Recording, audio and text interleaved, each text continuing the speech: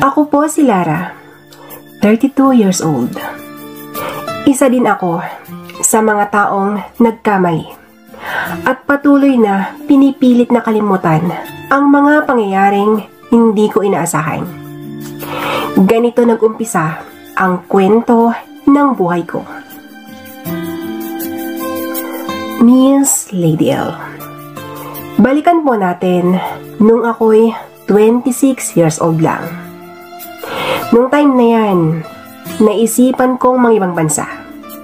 Dahil ako lang ang tanging inaasahan ng mga magulang ko.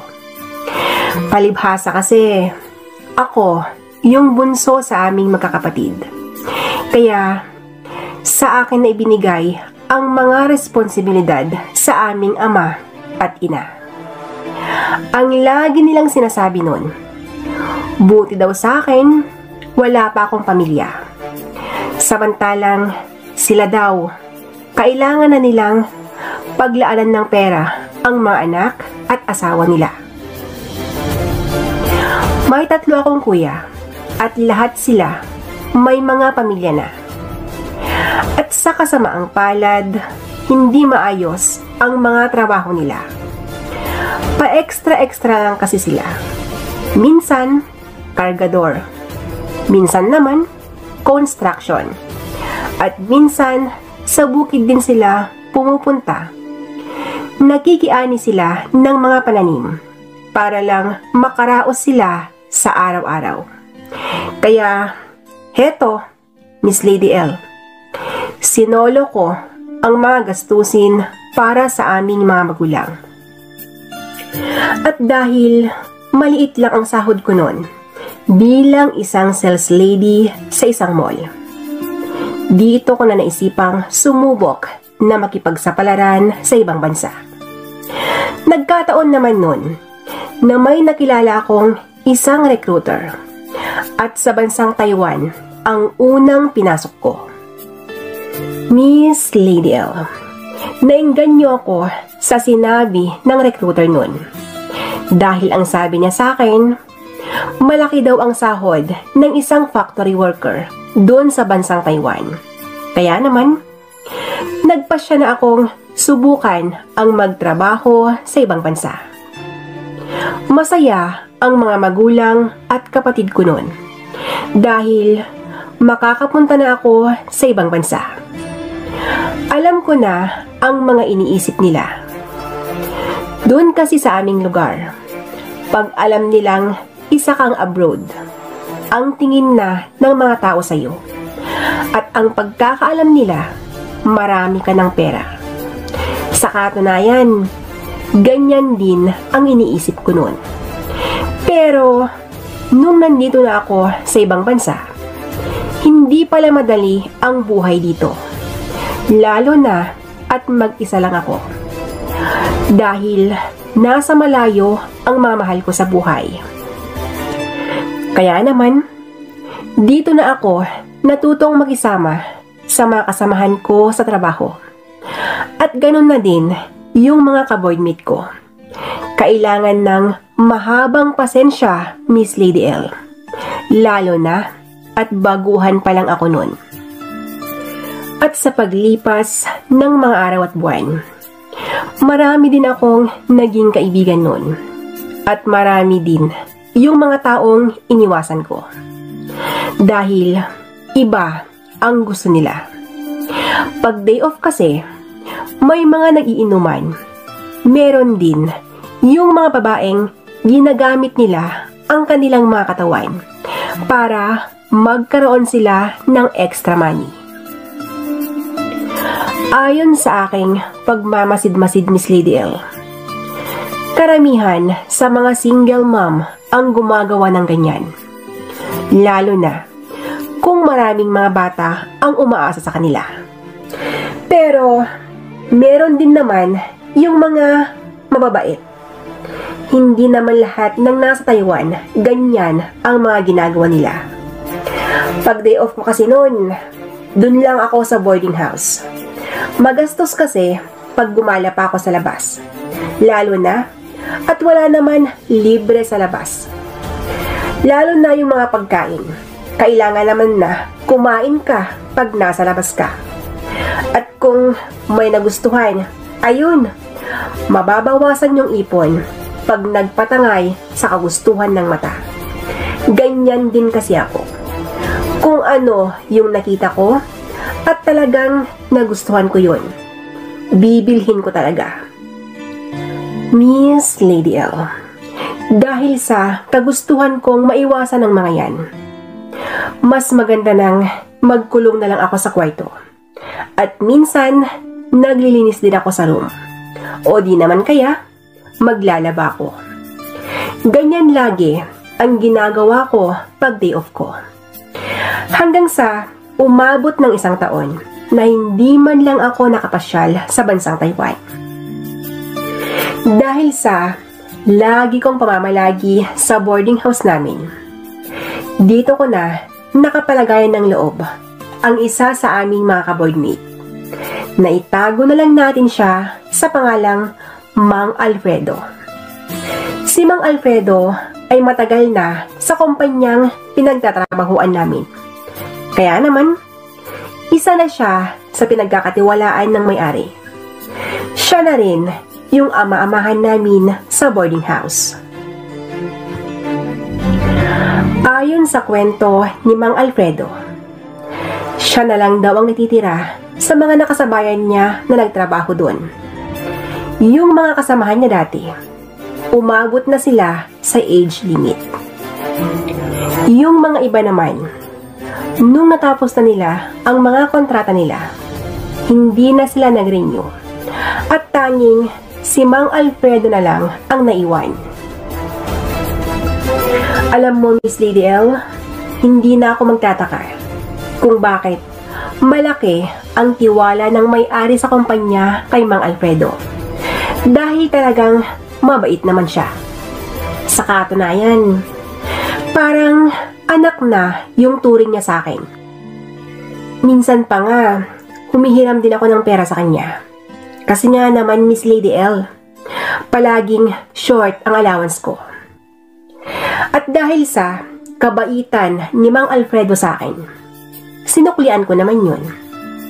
Pagsabay kaming magluluto ng mga pagkain noon, ang lagi kong sinasabi sa kanya, ako na lang ang magluto. Noong una, hindi siya pumayag. Dahil ang sabi niya, nakakahiya daw. Ang sagot ko naman sa kanya, kulang pa yung ginagawa ko para mabayaran ko yung mga kabutihan niya sa akin. Ang sabi naman niya, huwag ko daw isipin yon dahil masaya daw siya sa kanyang ginagawa. Miss Lady L, hindi namamalayan na lumipas ang mga araw, buwan at taon.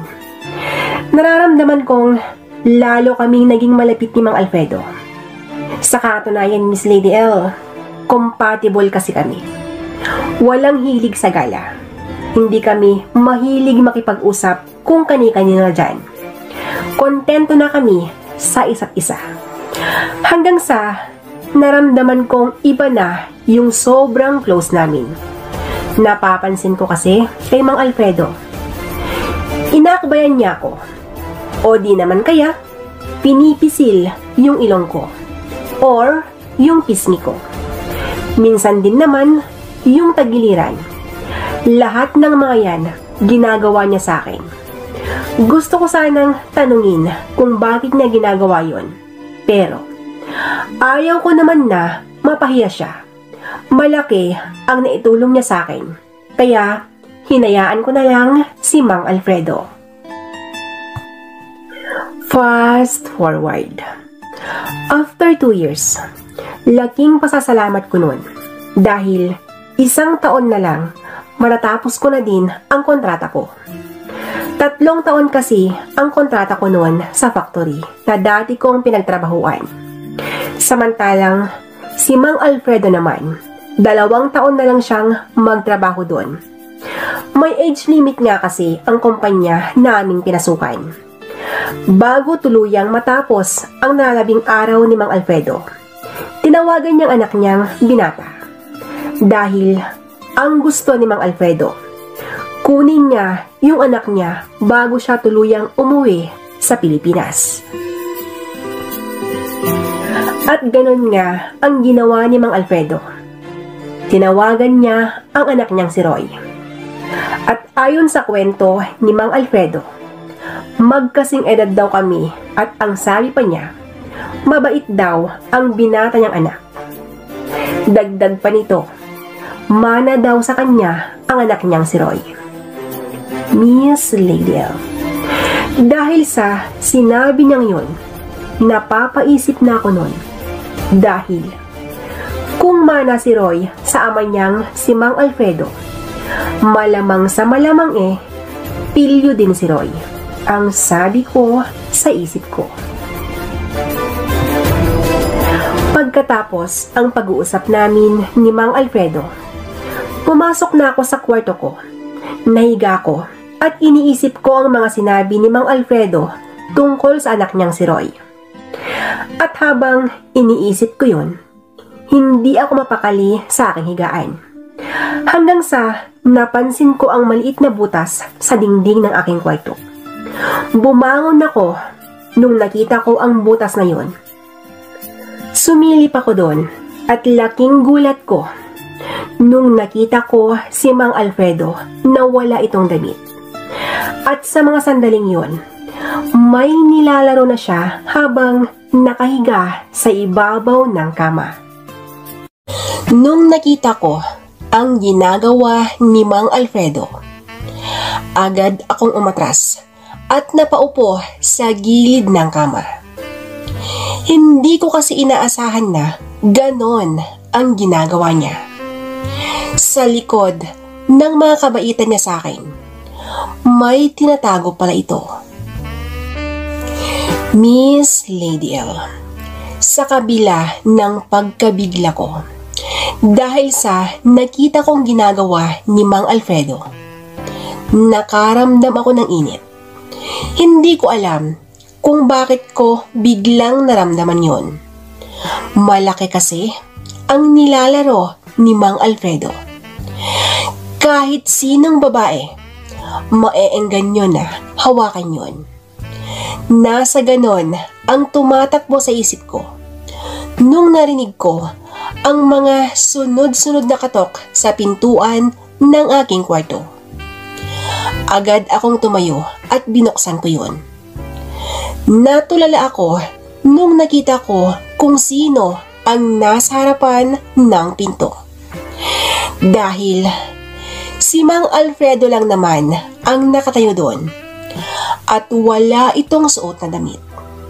At pawisan ang magandang pangangatawan nito. Napatitig ako sa dibdib niya. Na para bang hinihikayat niya ako para haplusin ko yun. Nakapako ang mga mata ko doon. At pagkalipas ng ilang saglit, hinawakan ni Mang Alfredo ang kamay ko at ipinahawak niya ang kanyang dibdib. Parang may kuryenteng gumapang sa aking katawan nung nahawakan ko yun. May edad na si Mang Alfredo, pero hindi maitago ang kamatsuhan at kapugihan niya. Ayaw kong mas lalong lumala ang magagawa namin ni Mang Alfredo. Kaya nagpasya akong hilahin ang kamay ko. Bumalik ako sa kwarto at naupo sa kama. Pumasok din si Mang Alfredo at isinara niya ang pintuan. At napansin kong tiningnan niya ang butas sa dingding. Nung nakatingin si Mang Alfredo sa butas sa dingding, dun na ako naglakas ng loob para tanungin ang butas na yon. Patay mali siya lang ito. At parang nagtataka pa siya kung bakit may butas daw sa dingding na yon. At yung mga titig niya sa akin, Miss Lady L, parang ako yung pinagbibintangan niyang may gawa nun. Dahil ganon ang iniisip ko. Tinanong ko na siya kung ano ba ang ibig sabihin ng butas sa dingding. Ang sagot naman niya sa akin noon, Miss Lady L, ngayon lang daw niya napansin ito. At dagdag pa niya, dun daw sa dulo ang dating kwarto niya. Kakalipat lang daw niya nung dumating na ako doon. Hindi na ako nagtanong noon. Ayaw ko kasing lumaki pa ang issue. Kumuha ako ng maliit na karton at tinakpan ko ang butas na yon.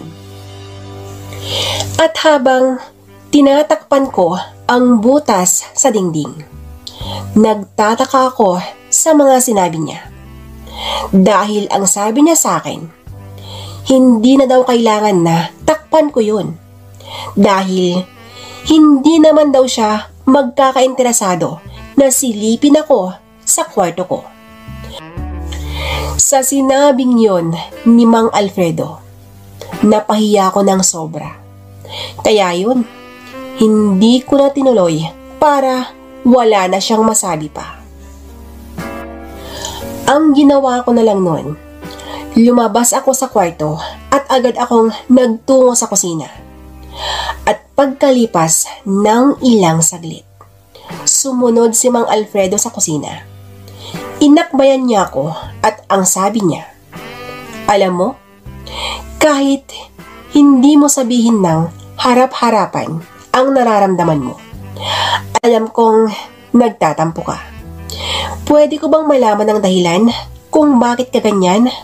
Ang tanong nito. Hindi po ako nagtatampo, Mang Alfredo. Naguguluhan lang kasi ako eh. Sino kaya ang gumawa dun sa butas na yon?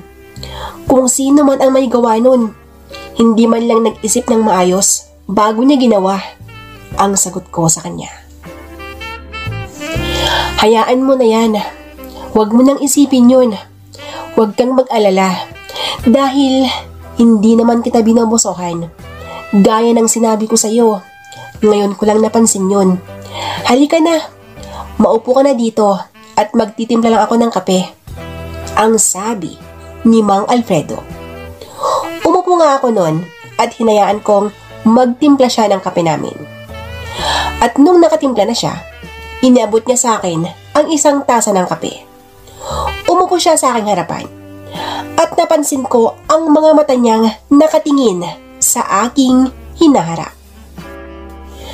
Miss Lady L, hindi na ako magtataka kung bakit nakatingin si Mang Alfredo sa aking harapan.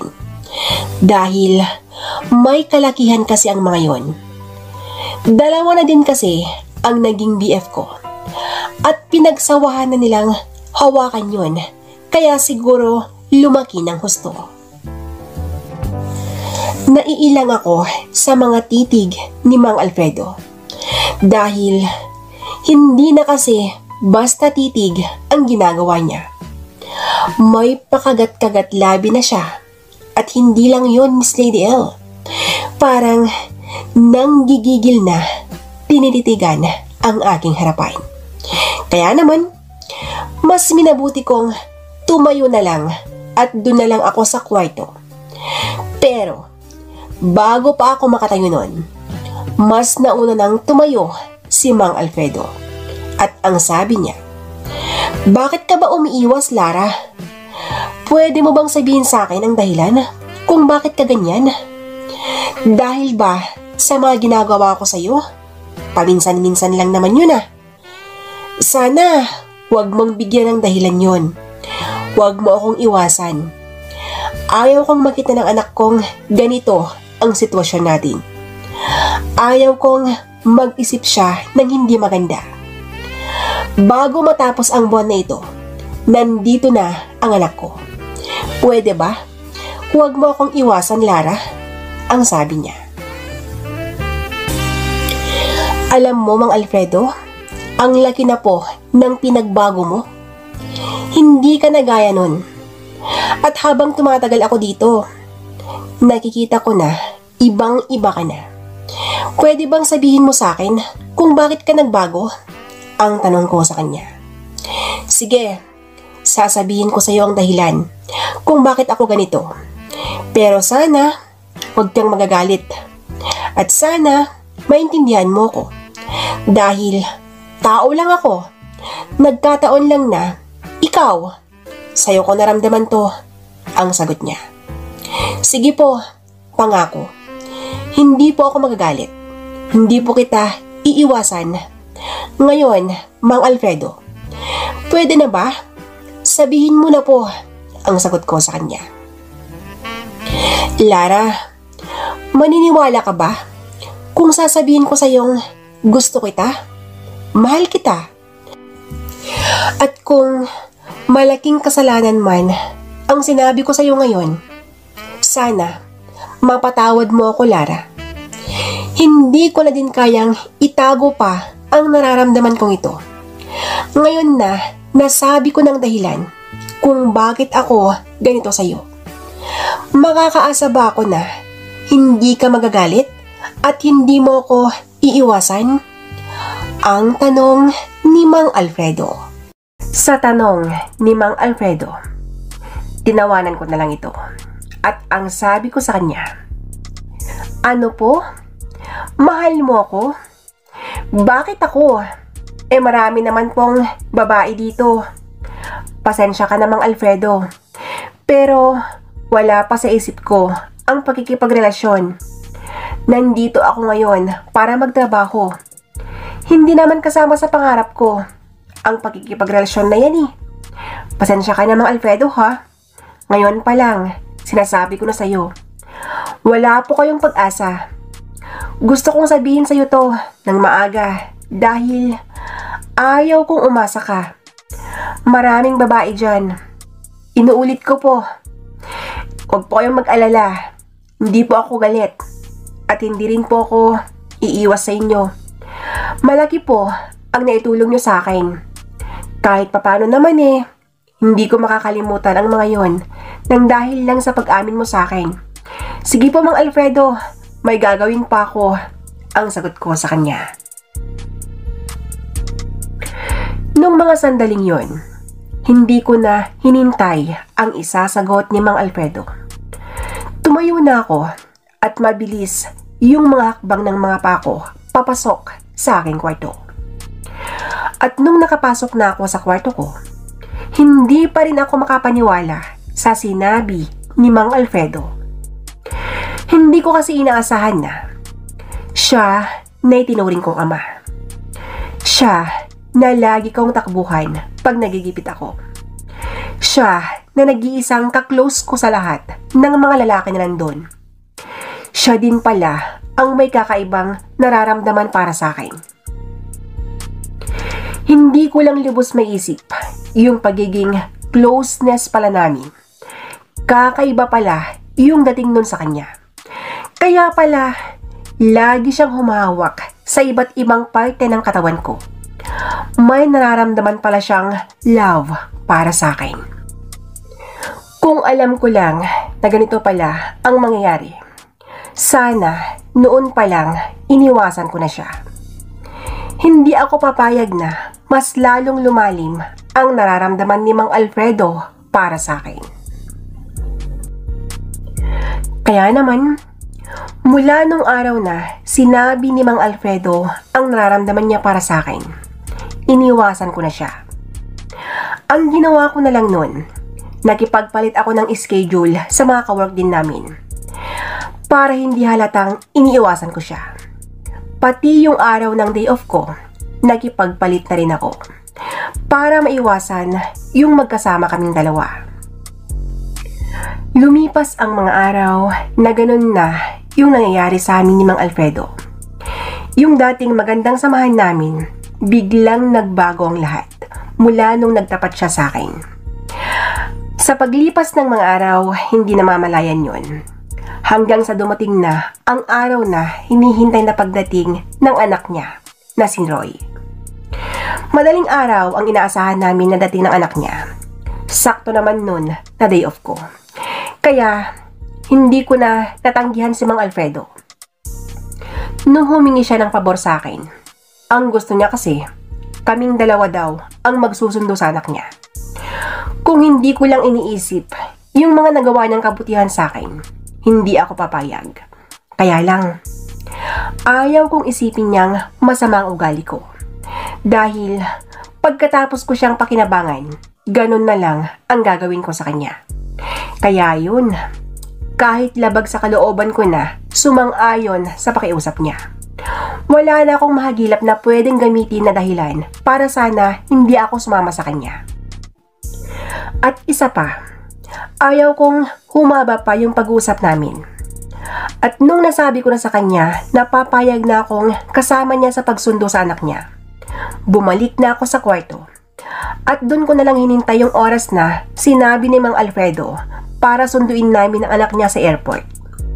1 a.m. Nung nakarinig na ako ng katok sa kwarto. Alam kong si Mang Alfredo yun. Dali-dali kong binuksan ng pinto. At tama ngang hinala ko, si Mang Alfredo ang nakatayo doon. At nakakatindig balahibo ang pabango nito. Parang binata ang lolo mo nung time na yon. Pormang-porma siya na para bang mangharana. Hindi ko napigilan ang sarili ko noon. At ang sabi ko sa kanya, "Wow, Mang Alfredo, ayos ang pormahan natin ah. Parang manghaharana ka na sa ayos mong yan." Ang pabirong sabi ko. At dahil sa sinabi kong yun, sumagot naman si Mang Alfredo at ang sabi niya sa akin, "Okay ba, Lara?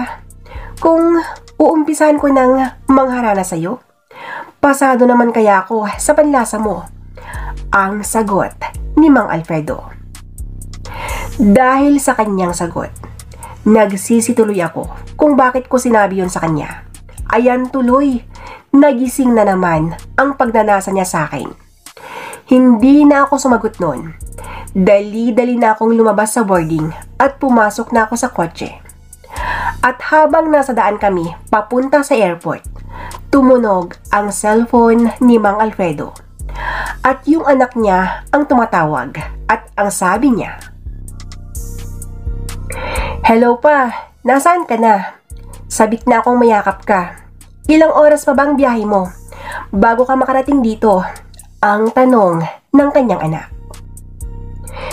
"Hello nak, pasensya ka na ha.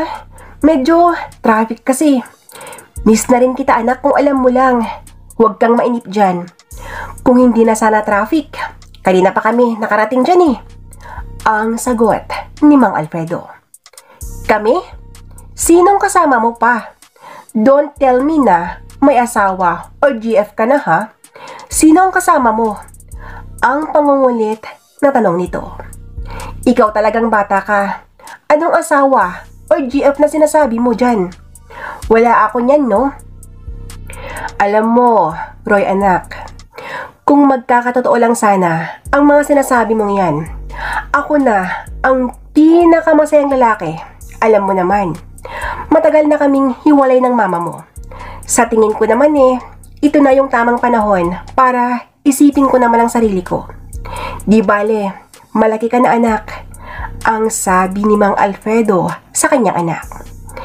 Hay nako pa, huwag mo na kasing isipin yan.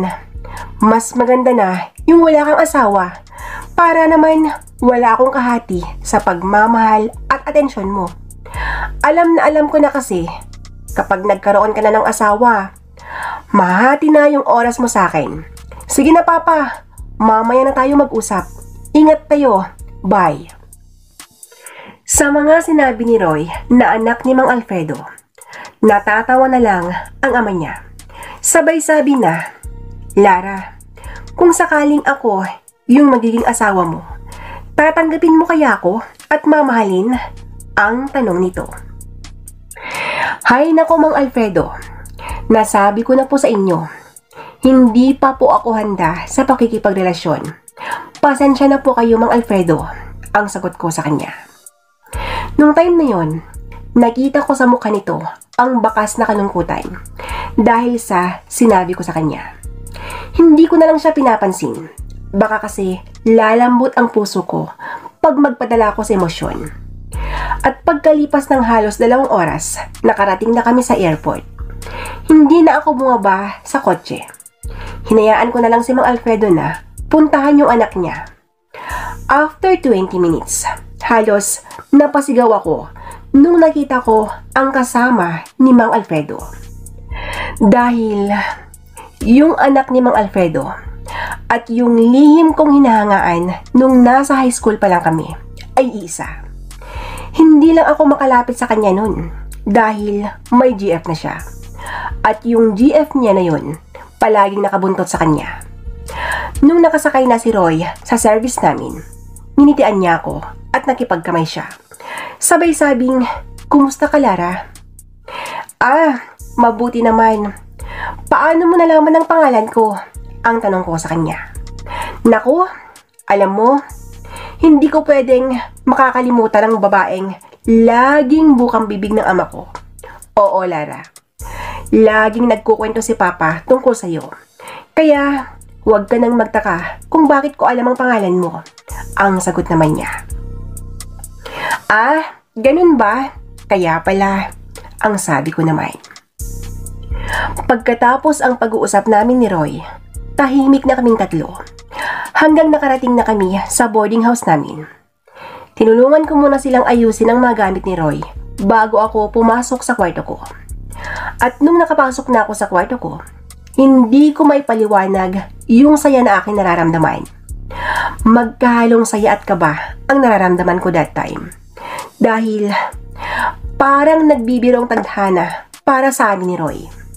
Noon, hindi man lang ako makalapit sa kanya. Pero ngayon, magkasama na kami sa isang bahay. Pero, yung saya na aking nararamdaman, nakaramdam din ako ng lungkot. Lalo na, nung naisip kong may gusto ang ama niya sa akin. At habang iniisip ko ang mag-ama, may planong nabuo sa isip ko. At yun na lang ang alam kong paraan para hindi na ituloy ni Mang Alfredo ang panliligaw niya sa akin. Iisa lang ang planong nabuo sa isip ko. Plano kong makipagmabutihan sa anak ni Mang Alfredo. Yun na lang talagang alam kong paraan para tumigil na ang ama ni Roy. Dahil sa dami ng mga iniisip ko, hindi na ako nakatulog. Kinabukasan, maaga akong bumangon at agad akong nagtungo sa kusina. Ang alam ko noon, mahimbing pa ang tulog ng mag-ama, sina Mang Alfredo at Roy. Dahil nagulat na lang ako nung nadatnan ko sila sa kusina. Nung nakita nila ako, halos sabay lang silang nagsalita at ang sabi nila, "Good morning, Lara." "Oh, ba't ang aga mo?" "Ang pagkakalam ko, day off mo naman ngayon, Lara. Dati-rati pag ganitong oras, nasa kwarto ka pa eh. Anong meron, Lara? May kinalaman ba ang anak ko dito kung bakit ka maaga? At kung meron man, pwede bang malaman yon?" Ang sabi ni Mang Alfredo. Maglalaba kasi ako, Mang Alfredo. Pero bago ako maglaba, magluluto muna ako. Siya nga po pala, di ba may pasok po kayo? Roy, sasama ka na ba sa papa mo? Ang tanong ko. Oo, Lara. May pasok ako ngayon. Lara, pwede bang ikaw muna ang bahala kay Roy? Bukas ko na lang siya isasama. Gusto kong makapagpahinga muna bago sumabak sa trabaho. Alam mo naman, hindi madali ang mga trabaho doon. Kaya, anak, dito ka muna kay Lara. Sige, Roy, anak, Lara, ikaw na ang bahala sa anak ko, ha? Maliligo na ako. Ang sabi ni Mang Alfredo. Sige po, Mang Alfredo. Huwag po kayong mag-alala. Ako na po ang bahala sa anak nyo. Ang sagot ko naman. Nung time na yon, pumunta na nga si Mang Alfredo sa banyo. Tumingin sa akin si Roy at ang sabi niya, Lara, pwede mo bang sabihin sa akin ang totoo? Nakikita ko kasi sa mga kinikilos ng ama ko. May relasyon na ba kayo? Alam mo, kahit hindi mo aminin yan sa akin ngayon, malalaman ko din yan. Nakita ko kung paano tumitig ang ama ko sa'yo. At nakita ko din na sinagi niya ang likod mo. Pero, hindi ka man lang nagalit. Lara, ano ba ang nakita mo sa papa ko? Alam mo, kung totoong may relasyon nga kayo ng papa ko, ngayon pa lang, sinasabi ko na sa'yo, hindi ka magiging masaya sa piling niya. Babaero ang ama ko, Lara. Hindi ko alam kung ano yung agimat na hawak niya. Bakit ang daming babaeng nagkakantara pa sa kanya? Mula nung naghiwalay sila ng mama ko, hindi ko na mabilang yung mga babaeng dinala niya sa bahay namin. Kaya, ikaw, Lara, mag-isip-isip ka na ngayon. Baka mamaya magsisi ka. Sayang ka din, Lara. Bata ka pa kumpara sa papa ko. Parang ama mo na siya, ang sabi ni Roy. Sa mga sinabi ni Roy, sumagot naman ako ng, ang dami mo nang sinabi ha? Pwede ba? Bigyan mo naman ako ng oras para magsalita. Advance din talaga ang utak mo eh. Sasabihin ko na sa'yo ang totoo. Alam mo, Roy, wala kaming relasyon ng papa mo. Nung bago pa lang ako dito, siya yung laging tumutulong sa akin.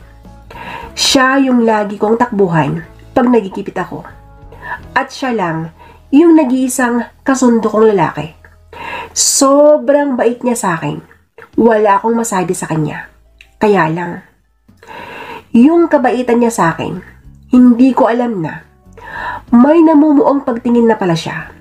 Hanggang sa dumating na sa punto na nagtapat na siya sa akin.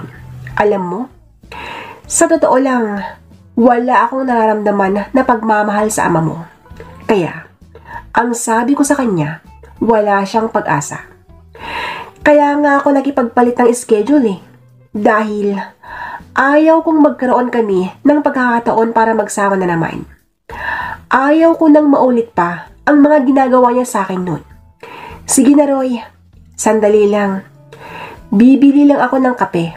Dito ka muna, ang sagot ko sa kanya.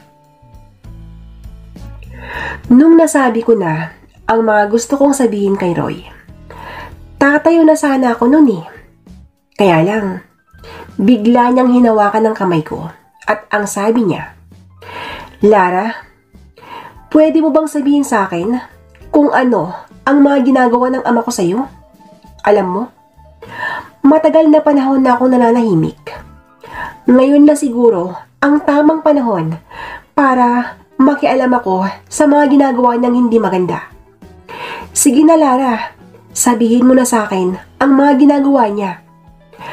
Ang galit na sabi ni Roy. Naku, Roy, hayaan mo na yun. Huwag mo nang intindihin ang sinabi ko sa'yo. Huwag mo nang alamin kung ano ang mga ginagawa ng ama mo. Ayaw kong magalit siya sa akin.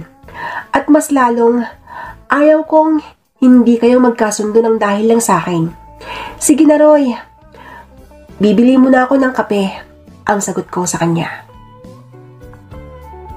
Lara, kailangan pa bang lumuhod ako sa harapan mo para sabihin mo sa akin ang mga gusto kong malaman?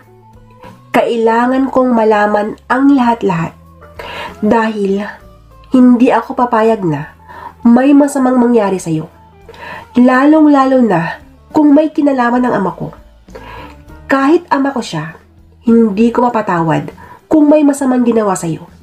Sige na, Lara, sabihin mo na, parang awa mo na, ang sabi ni Roy. Sa mga sinasabi at pinapakita ni Roy, labis akong nagtataka.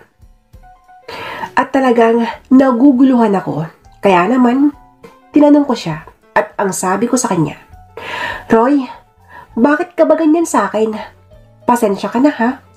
Pero, kailangan kong malaman kung bakit ka concerned. Pwede mo bang sabihin sa akin ang tunay na dahilan? Ang tanong ko sa kanya. Gusto mong malaman ang dahilan kung bakit ako ganito? Manhid ka ba? Or sadyang wala kang pakiramdam? Hindi mo ba nararamdaman, Lara? Lara, mahal kita. At mas lalong mamahalin pa. Alam mo, mula nung ikaw lagi ang bukang bibig ng papa ko, pag nag-uusap kami noon, unti-unti akong nagkaroon ng interes sa'yo. Ang sabi ko sa aking sarili, ikaw na nga siguro ang ibinigay ng Diyos para sa akin. Alam kong iniisip mo ngayon kung bakit parang napakadali ang lahat. Alam mo, Lara, hindi ka mahirap mahalin, lalong-lalo na, at nasa sayo na ang mga katangian ng isang babaeng hinahanap ko. Lara, mahalaga ka na sa akin, at ayaw kong mapahamak ka sa mga kamay ng ama ko. Kaya sana, sabihin mo na sa akin ang mga ginagawa ni Papa. Ang sabi ni Roy. Sa mga sinasabi niya, hindi pa rin ako makapaniwala. Para akong nananaginip lang. Yung lihim kong hinahangaan nun, nasa harapan ko na siya at sinasabi niyang mahal niya ako. Dahil sa sobrang saya ko, niyakap ko si Roy. At hindi ko na namamalayan, nasabi ko na sa kanyang mahal ko na din siya. At dahil sa sinabi ko sa kanya, niyakap niya ako ng napakahigpit. Yung yakapan na yon, mas minabuti namin na gawin yon sa loob ng aking kwarto. Sabay kaming nahiga sa malambot na kama. At pagkalipas ng ilang saglit, parang musika ang ingay na ang aming nagagawa. Oo, ang bilis ng makaganapan sa amin ni Roy. Hindi na siya nahirapan na kunin ang pagkababae ko. Dahil noon pa lang gusto ko na siya at talagang mahal na mahal ko na. Para kaming nagmamadali dahil na rin sa kagustuhan kong tumigil na si Mang Alfredo. Kaya mabilis kong sinuko ang katawan ko kay Roy. Pagkatapos ang lahat, nilipat na ni Roy ang mga gamit niya sa kwarto ko. Dahil ang gusto niya, lagi na kaming magkasama at palagi na niya akong nababantayan. Dahil ayaw niyang maging biktima din ako sa mga naging babae ng ama niya. Ayaw niyang mapahamak ako sa kamay ng kanyang babaerong ama. Dahil sa ginawa ni Roy, natuwa ko. Dahil ramdam kong mahal niya ako. Nung araw na yon, magkasama na nga kami ni Roy sa isang kwarto. At nagulat na lang si Mang Alfredo nung nakita niyang lumabas ang anak niya mula sa kwarto ko. Ang alam namin nun, magagalit siya dahil magkasama na nga kami. Ang tanging nasabi na lang niya sa amin, huwag daw naming ipapahalata sa boss namin ang tungkol sa aming relasyon. At siya na daw ang bahala sa mga ka-boardmate namin. Natutuwa kami nun dahil ganon ang sinabi niya. Naging maayos na nga ang pagsasama namin ni Roy. At masasabi kong masaya kami dahil pareho kaming kontento sa isa't isa. Nung naging mag-asawa na kami ni Roy, laking pasasalamat ko dahil tumigil na rin ang biyanan kong si Mang Alfredo. Hindi na niya muling inulit pa yung mga dating ginagawa niya sa akin noon. Naging mabait na ama at biyanan na sa amin si Mang Alfredo. At sa paglipas ng mga araw, buwan at taon, hindi na namin mapigilan pang lumipas ang mga yan. Dahil kahit ayaw pa sana namin, dumating na ang araw na paglisan ng biyanan ko. At nung time na yon, 3 buwan na yung tiyan ko noon. Nagdadalang tao na ako sa unang baby namin ni Roy. Nung nalaman ni Benan na buntis ako, kinausap niya ang asawa ko at ang sabi niya, delikado daw pag malaman ang boss namin ang kalagayan ko. Dahil malamang sa malamang, papauwiin niya kami.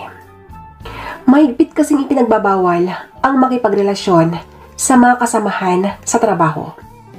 Sa mga sinabi ng biyanan ko, hindi na ako nagdalawang isip at ang sabi ko, uuwi na din ako. Makikisabay na lang ako sa ama ng asawa ko pag uwi niya. Pumayag naman ang asawa ko nung gano'n ang sinabi ko sa kanya.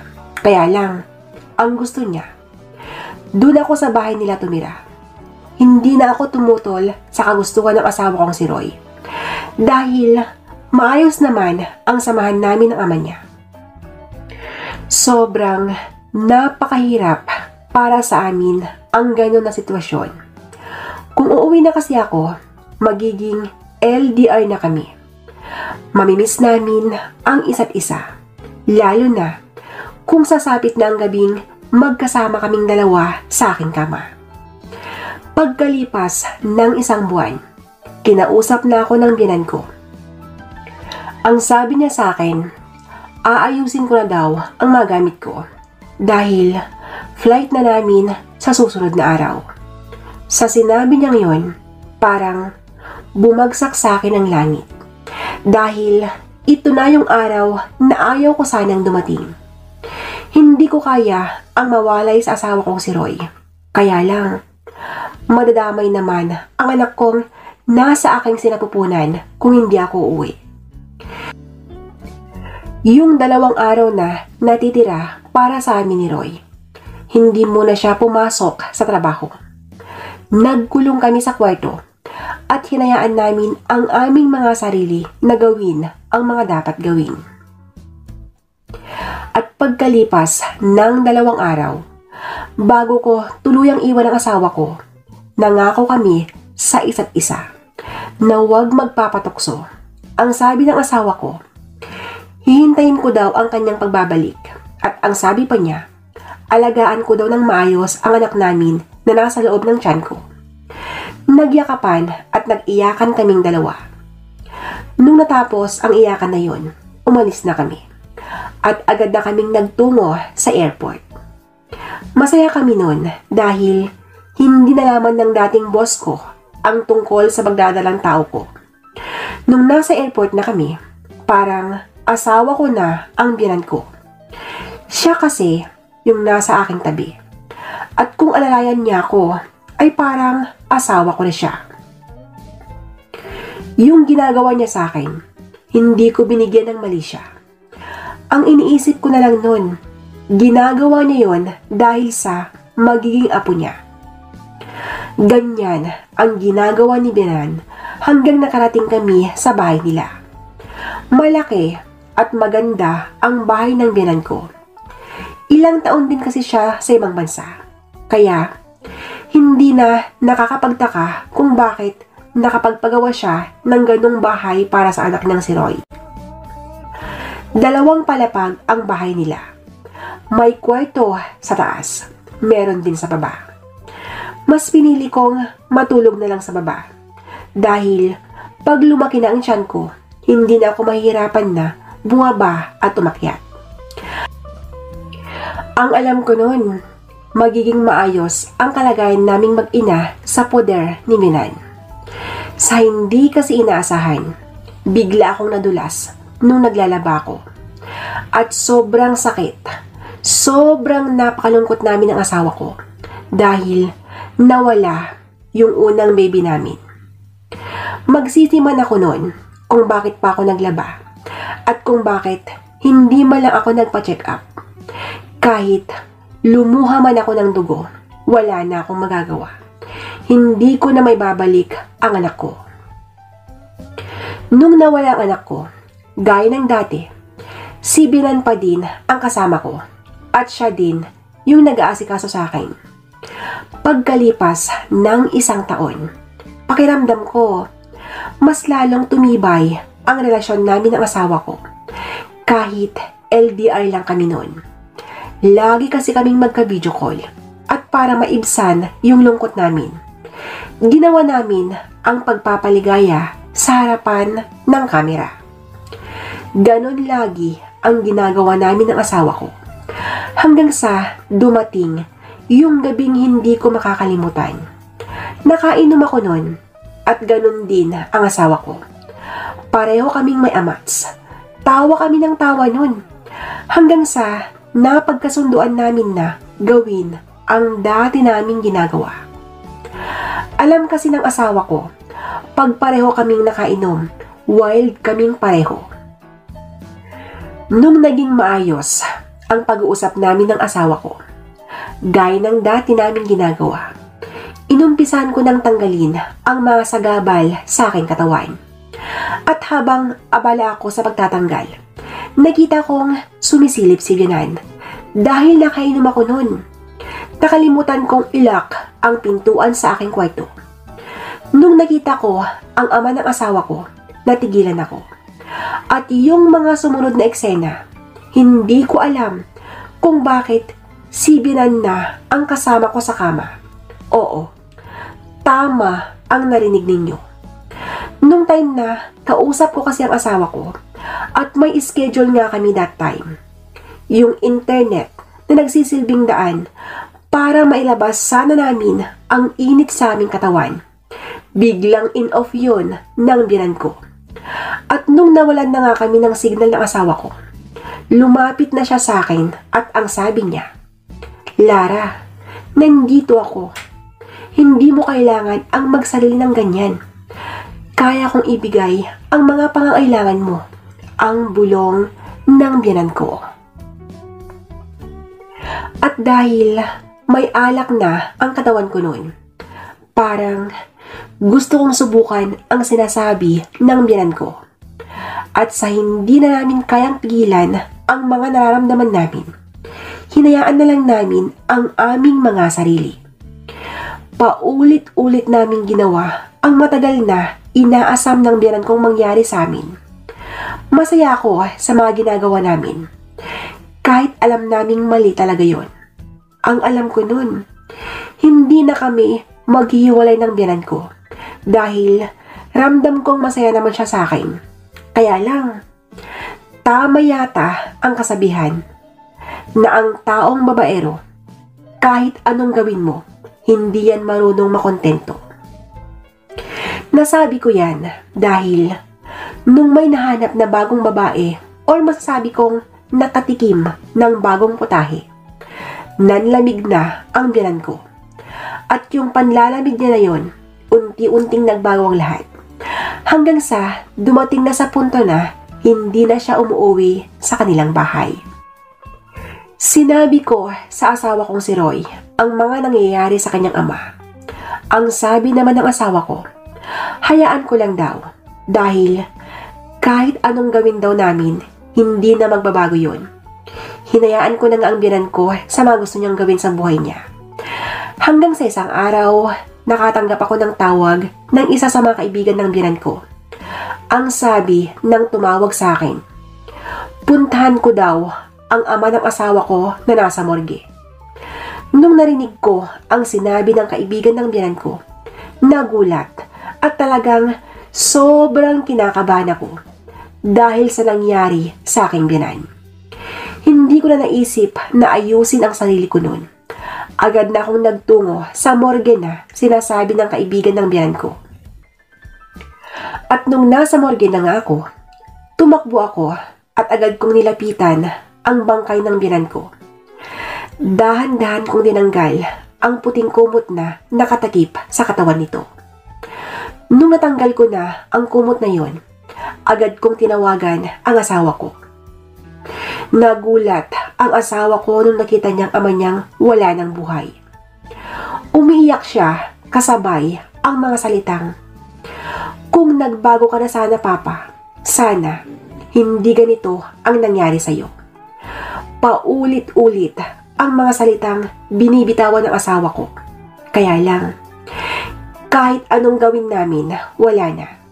Hindi na maibabalik ang buhay ng Bianan ko.